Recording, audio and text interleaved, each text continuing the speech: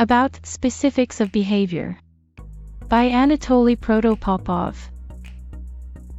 So, biological roles of males and females are drastically different. Lower viability of males due to, in part, more risky behavior, was mentioned above. Obviously, the differences in behavior do not end here and certainly should suit the biological roles. Since the personal value of each female is higher than that of the male because males are born in much higher numbers than needed for fertilization of all females, then there dominate in female behavior the care for herself and demand of such care from people around her, caution, avoiding risk, and if a self-sacrifice needed then it must be only for the sake of her children as the final goal of caring for herself. Societal traditions are solitary with women primacy because naturally they go back to instinctive behavioral programs. Women and children are saved first from a sinking ship.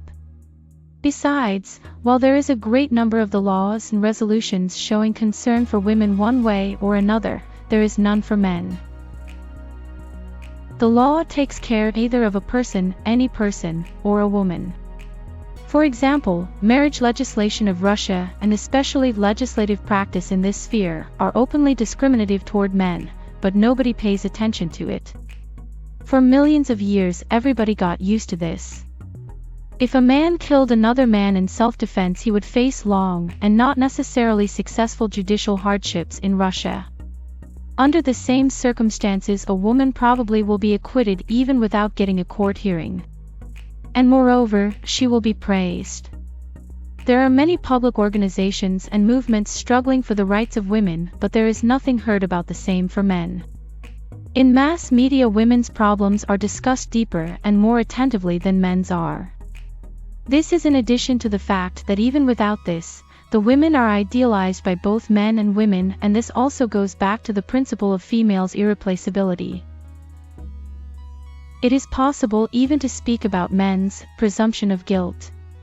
A husband beats his wife, he is blamed. A wife beats her husband, again, a man is blamed. Divorce, the same. A woman cannot get married, once again, the men are to blame. Yeah, men, those villains are to blame for women's unemployment as well. Examples abound. Innocence of a man should be proven every time in such cases. Should you fail to prove it, you are guilty by default. It is the most fertile ground for abuse. Why take care of men if even nature does not take care of them? I think everybody will agree with the following. Women take supernormal care about their health, and it seems like men have the goal of shortening their lives. It is well known that men resort to suicide 3 to 5 times more often than women. Men have a strongly developed investigative instinct and women have propensity to known and tested actions, let it be worse, but the good old way. Women typically have the primacy of tactic over the strategy. This minimizes the losses in case of failure, though it does not allow to score a big victory in case of success. 1 today is worth 2 tomorrows.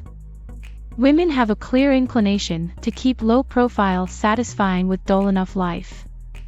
This can explain, for example, lower public and business activity of women. Women soaking in everyday life is a secondary reason. Behavior of unmarried women is slightly different in this sense from married. The most outstanding people, that means, more popped out, both genius and scoundrels, are men in general. The one who does pop out, takes a risk. Women trust intuition and feelings more than logical conclusions. Intuition is based on a past experience and feelings as a voice of instincts are based on experience of a whole species, and therefore it is more reliable on average because it was tested by practice. Due to the same reason women better than men comprehend the language of gestures and body language as the ancient means of communication. Women are more subject to herd instinct and authorities because majority is usually more often right on average than minority, and authority is a person supported by majority. Also, it is possible to mention a higher than men's sexual corporate solidarity among women for as long as it does not contradict the personal interests. Average man is more lazy than average woman. It does not mean the absence of lazy people among women, but on average it is true. Women's anti-laziness is one of the demonstrations of her concern for herself and for her children. It is not so important for a man to take care of himself. However, laziness is the mother of progress. Taking a risk to incur anger. I will make a point that burden of notorious women's fate is very often exaggerated. And it is so, in order to be pitied even more.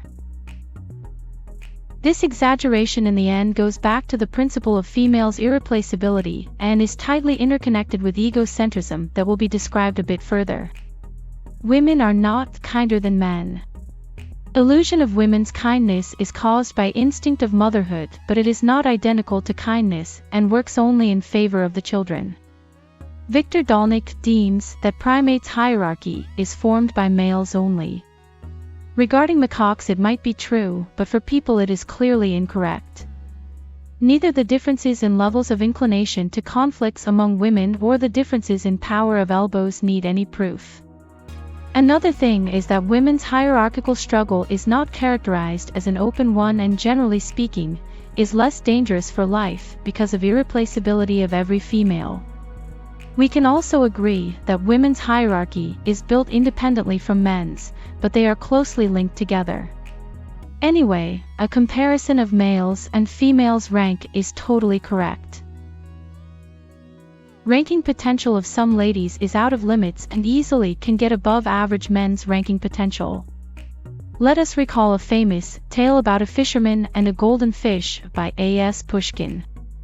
Ranking potential of the old woman was much higher than of the old fisherman, and that coupled with egocentrism led to what it had led.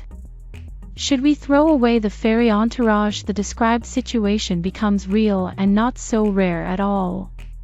A children's hierarchy also exists and in general independently from an adult one.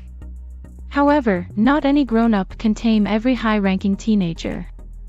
Forget about teenagers.